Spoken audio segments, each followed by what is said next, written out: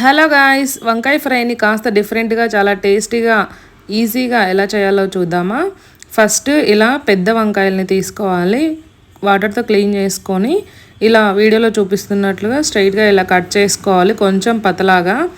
Next masala కోసము ఉప్పు, కారం, పసుపు, ధనియాల పొడి, కారం పొడి, మిరియాల పొడి, అల్లం వెల్లుల్లి పేస్ట్, ఆయిల్ వేసేసి మొత్తం బాగా మిక్స్ చేయాలి.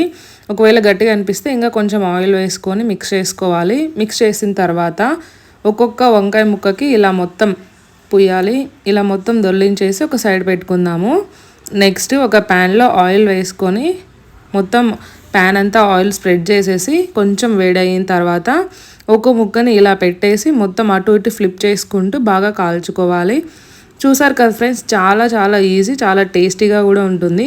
వేడి వేడి అన్నంలోకి, పప్పుతో కానీ ఏదైనా కర్రీలోకి నంచుకో.